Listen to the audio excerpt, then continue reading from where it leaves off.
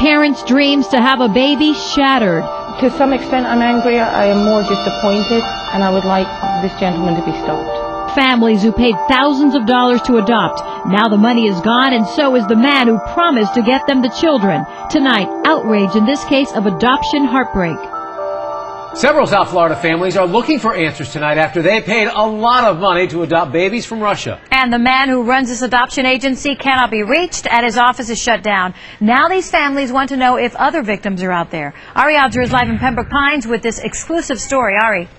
Jackie, at least 7 families involved, a total of about $141,000 spent, countless tears cried, and still no children delivered for adoption to these couples who are desperate to become parents. One of those couples lives here in this Pembroke Pines neighborhood. Jose and Maria Estrada have lots of documents, pictures, and emails. What they don't have is a child. You know, I dream of taking the children to the park. I dream of taking the children to baseball games and, you know, taking them here, there, to Disney World. This may never happen to us. The Estradas gave nearly $37,000 to an agency called Adoption Placement, hoping to adopt 2 children from Russia.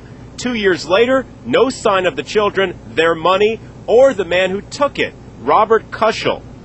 Well, first he said that we have to trust the Lord. And the Estradas say that was the first of the many excuses to follow. Disappointment, trusting someone that you feel that, you know, was honest and could come forward with a family for you, and now you see that it was just a game. And I know we've been had. At least I know in my heart we've been had. Rick Ramos and Jane Seaman gave Kushel $27,000. Just like the Estradas, they have a bundle of email excuses, but no child. It's been extremely difficult. I really can't put it into words because it's a very private matter, but yes, it's been very hard. It's a roller coaster. It's an emotional roller coaster. Adoption Placement used to operate from this storefront in Plantation. Nothing to do with the survey company there now. Then Seaman says Kushel just up and moved in the middle of the night to Orlando. Now this is what happens when anyone tries to call him.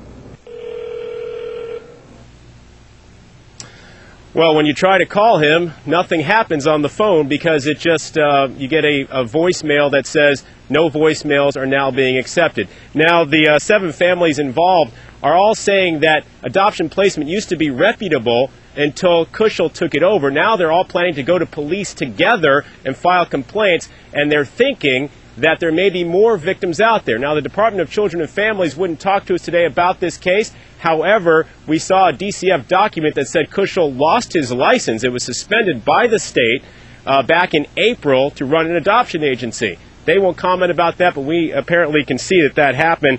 As you saw, our attempts to reach Kushel were fruitless. We're live in Pembroke Pines. Ari Alger, NBC6.